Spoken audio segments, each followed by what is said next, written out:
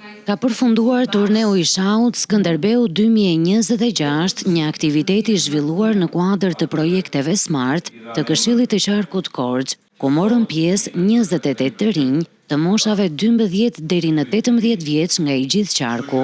Organizatorët synojnë që aktiviteti të kthehet në një traditë të përvitshme, duke nxitur përfshirjen e të rinjve në shah.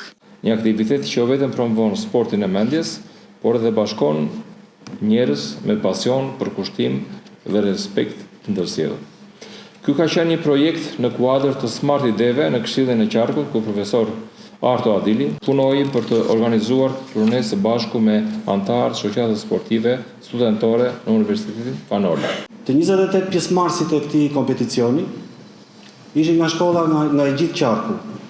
Ndoshta mund të ishte numër i madh, po ndoshta mund të ishte edhe numër i vogël.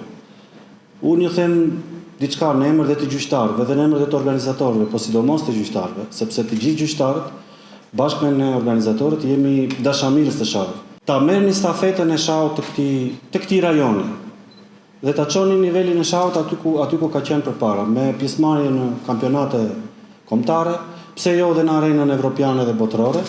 Pas disa ditësh garë, u ndan çmimet për fituesit, të cilët shprehën pasionin dhe emocionet për këtë sport. Unë në shahun e kam filluar që i vogël, kam mësuar për gjyqit tim dhe më qente shumë si lojë. Është një lojë strategjike, diçka e veçantë. Si u ndjeve gjatë këtij turneu? Është më tepër që u shpall edhe fitues? Po, u ndjeva shumë mirë, ishte një eksperiencë e veçantë, kishte konkurrencë. Diçka shumë e bukur. Me shahun për të parë ma ka mësuar babi, ishte që kur isha 4 vjeç.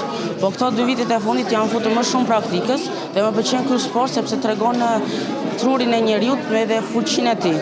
Ishte një eksperiencë shumë e bukur për mua dhe që më çoi dhe më bëri të ndjeja një grumbull të madh emocionesh, duke filluar nga shqetësimi dhe nga ajo frika apo ankthi që ndjen para çdo lloj sfide të vështirë në jetën tonë, ose përballë çdo përvoje të re, e duke u finalizuar në përfundim dhe konkretisht me fitoren e vendit të parë dhe me një gëzim që nuk e ka shoku.